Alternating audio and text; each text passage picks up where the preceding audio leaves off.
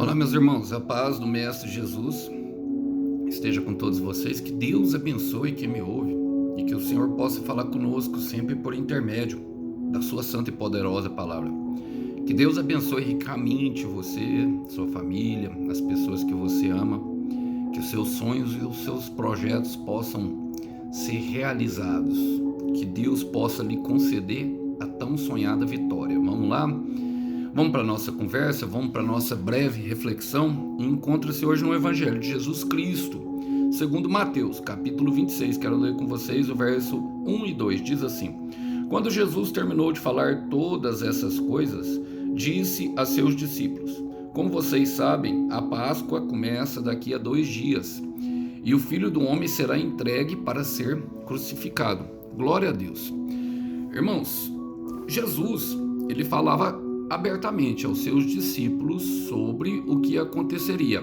A ironia de um homem inocente ser entregue para homens perversos e que o condenariam.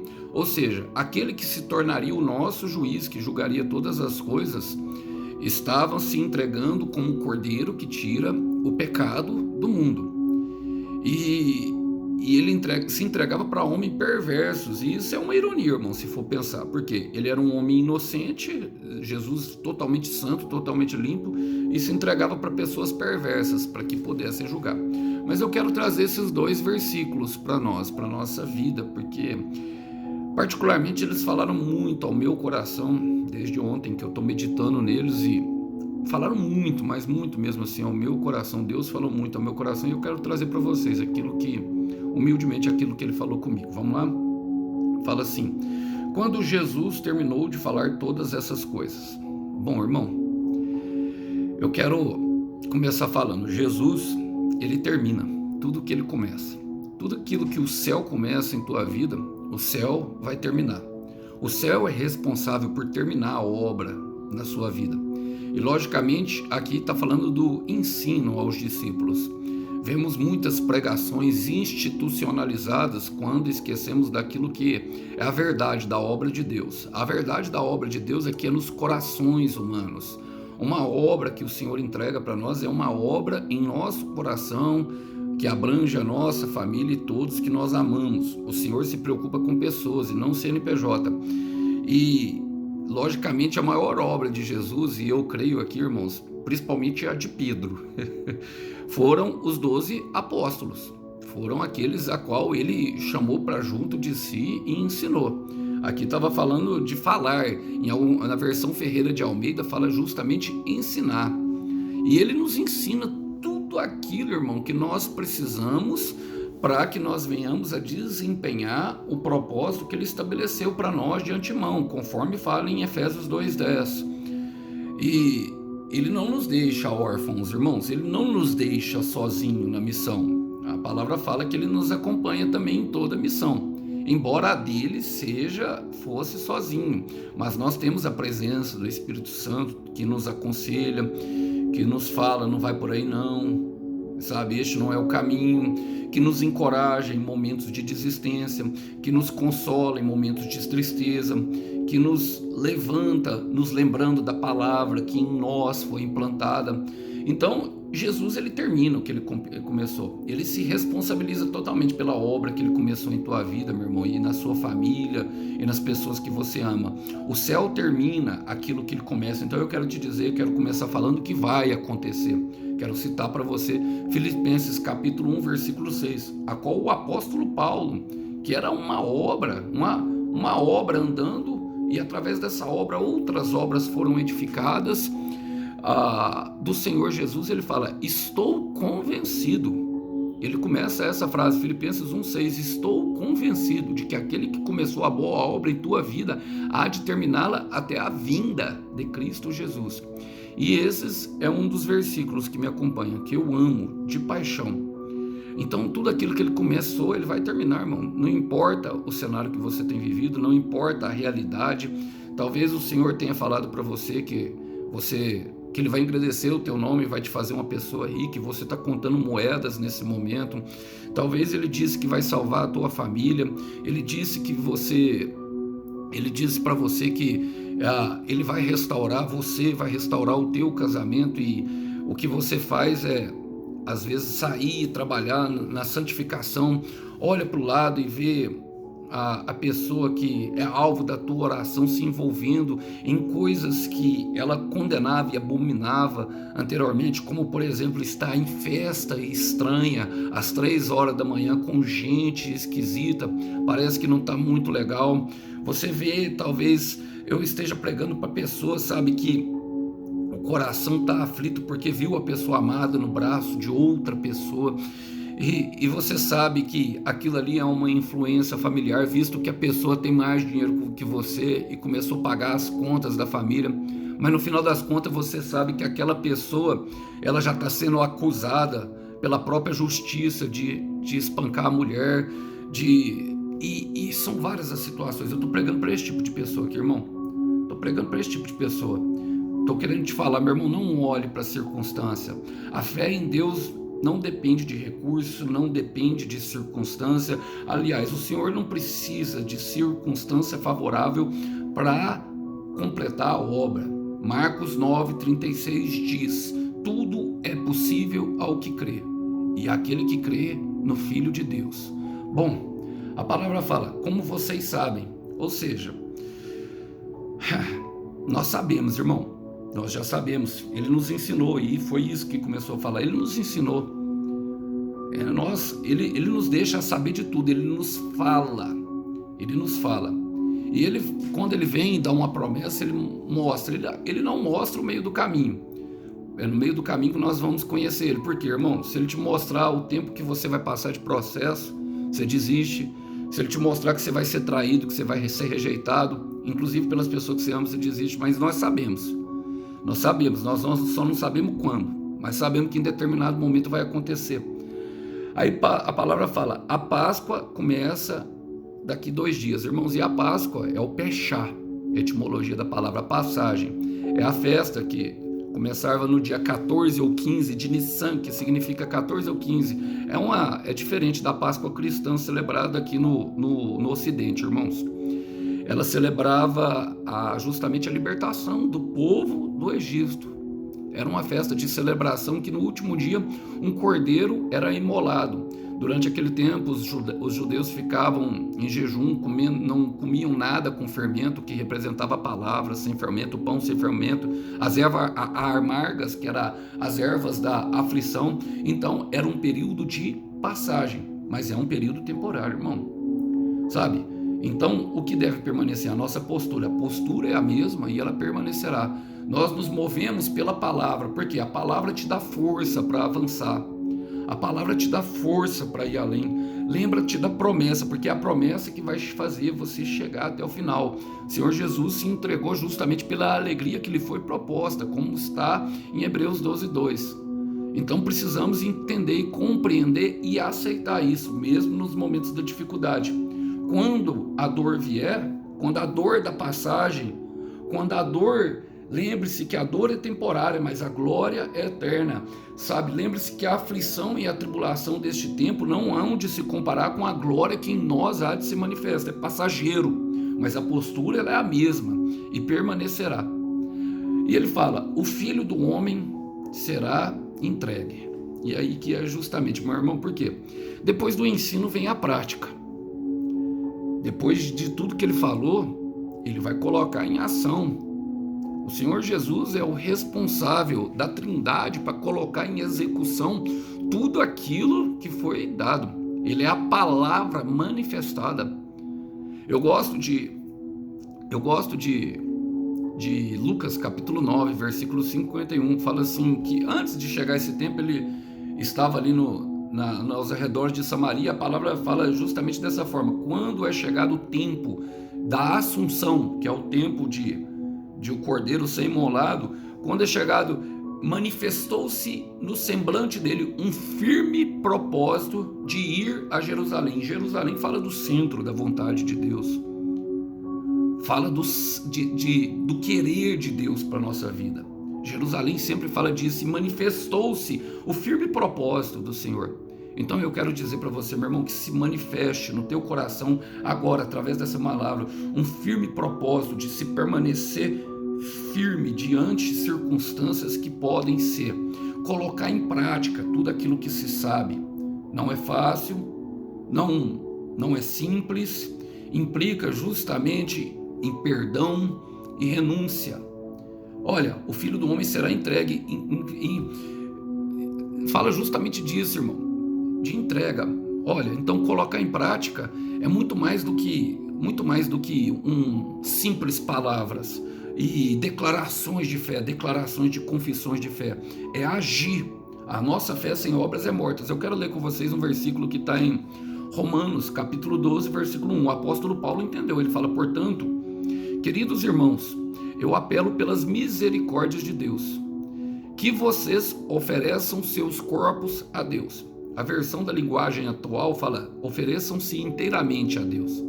Que eles sejam um sacrifício vivo, santo e agradável a Deus. Essa é a verdadeira adoração que vocês devem oferecer, a tua vida. E essa é a prática de vida que nós devemos, irmão. Agora é muito fácil falar, o difícil é fazer acontecer, é muito fácil sonhar, o difícil é levantar e correr atrás do sonho.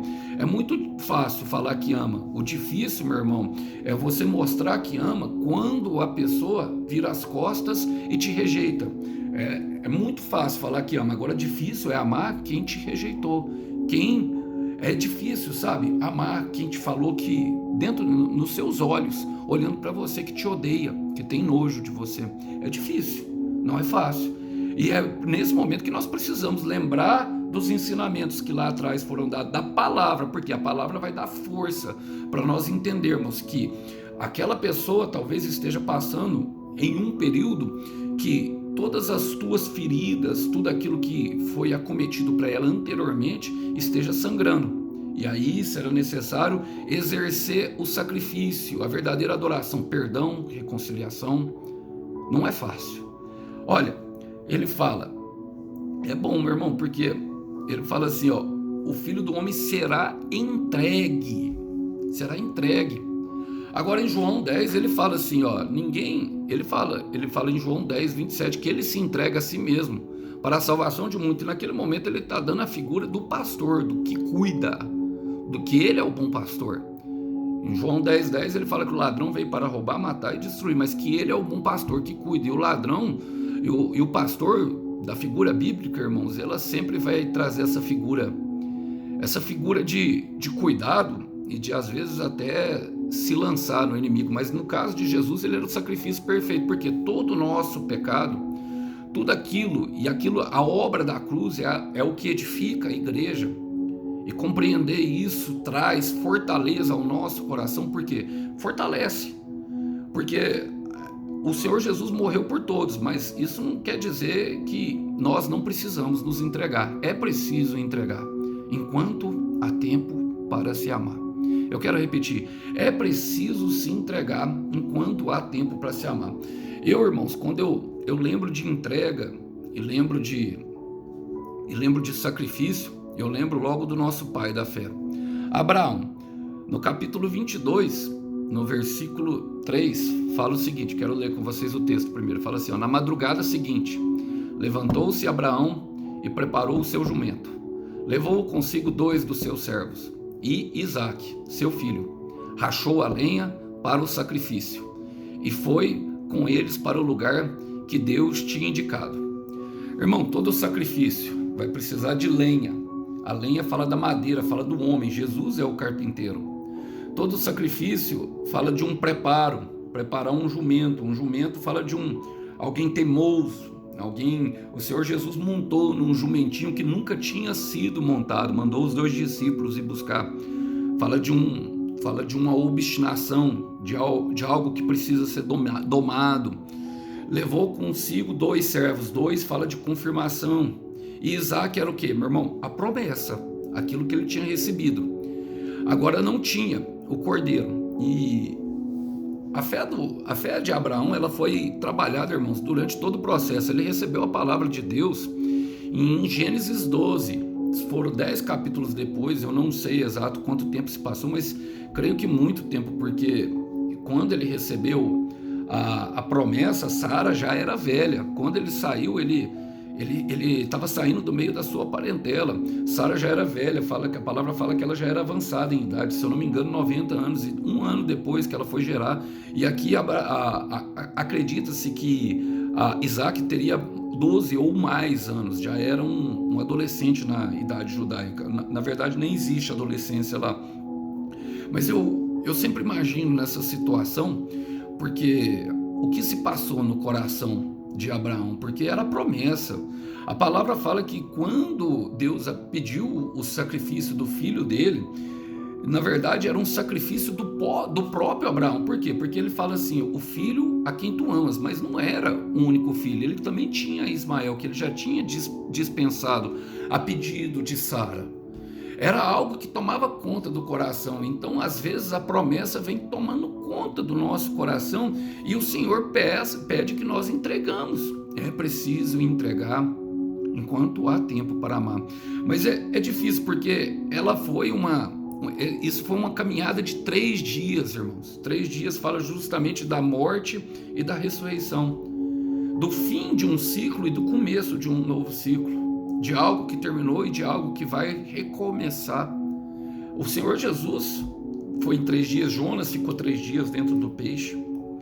E essa palavra ela vem falando justamente ao nosso coração, porque Abraão, ele levou e ele se aprontou prontamente, mas eu não quero dizer, meu irmão, por quê? Porque essa é a fé que vence o mundo. Não é uma fé sensorial. Tenho certeza que Abraão, e eu falo por convicção própria mesmo, de que Abraão não se sentiu confortável. A palavra fala que Isaac foi perguntando do cordeiro e ele falava, Deus proverá. Por quê? Porque a fé não sente, a fé ela sabe. Eu quero repetir, a fé ela não sente, a fé ela sabe. É a fé que nos leva justamente até o lugar de entrega total, até que nada mais importe. Em Hebreus 11:19, a palavra fala que Abraão sabia que mesmo que ele precisasse sacrificar Isaac, Deus era poderoso para ressuscitar Isaac dos mortos. Mas até aquele momento, olha, Abraão não tinha Bíblia, Abraão não tinha um testemunho de fiel, Abraão não tinha nada. Por isso lhe foi imputado o pai da fé. O que ele tinha era uma voz no coração dele que dizia, e manifestações do Senhor, experiências que foram aperfeiçoando a sua fé até o lugar de redenção total, até o lugar até que nada mais importe. Então é preciso entregar, e a palavra fala, foi entregue para ser crucificado. E aqui eu quero terminar, já partir por final, meu irmão. Por quê?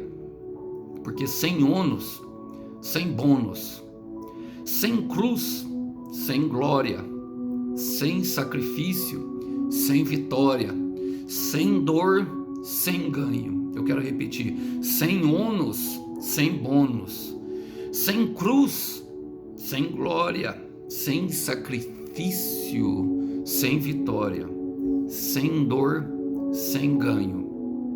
No pain, no gain. Vai doer, irmão. E essa é a fé que vence o mundo. Essa é a fé que vence o mundo. E eu não sei pelo que você tem lutado, eu não sei pelo que você tem buscado, mas muitas coisas acontecem no meio dessa caminhada. Muitas vezes pensamos em desistir. Mas é a fé em Deus, irmãos. É a fé em Deus. E a fé nesse aqui. Jesus Cristo é o autor e o consumador da nossa fé. A mesma cruz que nos provoca dor é a cruz que nos trará alegria. Hebreus 12:2, mantenha o olhar fixo em Jesus Cristo, autor e consumador da nossa fé, que suportou toda a vergonha pela alegria que lhe fora proposta. Então eu quero te chamar aqui a atenção, irmão. O que foi te prometido? Minha irmã, o que foi te prometido lá no começo da caminhada? O que Deus te falou? Porque é essa palavra, é a promessa que nos dá força para suportar a cruz. Negue-se a si mesmo. A fé não sente. A fé sabe. A fé sabe, irmãos. A fé sabe. A fé sabe, e não estou dizendo que é fácil, mas é isso que vai te levar até o final. é justamente a palavra. A palavra ela é poderosa para alterar a realidade dentro de nós, para que nós não nos importamos ao nosso redor, e ela nos torna mais firme, mais forte. No final de tudo, ela nos dá uma linda história para contar. Agora, não há uma linda história que não seja escrita com muitas lágrimas. O quanto você já chorou pela promessa, o quanto você já se ajoelhou no chão e já orou para que alguém da sua família fosse mudado, o quanto você já lutou pela transformação de alguém, o quanto você já lutou pela salvação da sua família, o quanto você já lutou por essa empresa, o quanto você já lutou. Você não veio até aqui para desistir agora, é até a cruz, é até a morte. Sem cruz, sem glória, sem ônus, sem bônus, sem sacrifício, sem vitória. Deus está falando com um coração aqui sem dor, sem ganho. Vai acontecer, porque o céu termina aquilo que ele começa. Vai acontecer. Vai acontecer. E eu quero terminar com vocês, irmãos. Quero terminar citando, porque João, ele compreendeu. Em 1 de João, primeira epístola de João, capítulo 5, versículo 4, fala porque todo aquele que é nascido de Deus vence o mundo. E essa é a vitória que vence o mundo, a nossa fé. É a fé em Deus, é a fé e a esperança que nos trouxeram até aqui. O sistema, ele vai tentar nos impedir. Os nossos avanços, o sistema ele sempre vai impedir, mas a nossa fé e a nossa esperança vai nos levar até o lugar da promessa. Então continue firme, continue vivo, mesmo que a situação esteja ficando muito feia, porque é justamente ali onde Deus manifesta o seu poder. Como conhecer um Deus que realiza um milagre se não houver uma impossibilidade? E é você o responsável por crer. Lembrando, o Cordeiro tem uma recompensa para o teu lindo sacrifício. Que Deus abençoe você, meu irmão. Que Deus abençoe você, minha irmã. A paz do Mestre Jesus esteja sobre você e sobre a tua casa e os teus sonhos. Tchau, tchau.